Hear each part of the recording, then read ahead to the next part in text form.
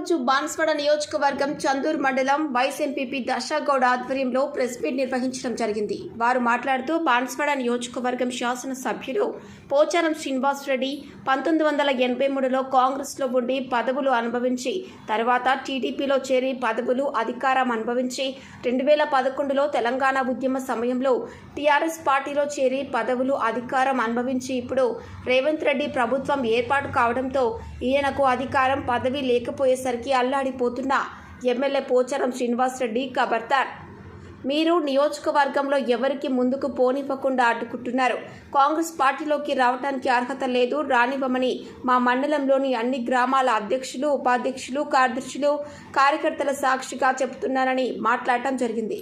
కార్యక్రమంలో చందూర్, గన్పూర్, లక్ష్మాపూర్, కారేగాం, మెడిపల్లి, సాగర్తాండా గ్రామ నాయకులు చందూర్, దశగౌడ్, మాట్ర సైదు, అశోక్ రెడ్డి, హైమద్, కిషోర్, నీరడి కృష్ణ, కొర్రగోపి, ఉమర్, వసంతరావు, భూమిరెడ్డి, గంగాధర్, అంజయ్య, రాజారెడ్డి, యాకూబ్, అఫ్రోజ్, హనుమన్లు, నర్సారెడ్డి, శేఖర్ రెడ్డి, సాయిలు, సుభాష్ శంకర్ తదితరులు ఉన్నారు. पोचाराम साहब, आपसे गुजारिश है कि आप भगवान के मंदिर में इससे पहले ख़त्म खाए थे और कांग्रेस पार्टी में नहीं आतूँ बोल के आप यही बात पे अकड़ के रहो और कांग्रेस पार्टी में आने की कोई ज़रूरत नहीं है आपकी. बस इतनी मेरी बात. कांग्रेस पार्टी जिंदाबाद, कांग्रेस पार्टी जिंदाबाद.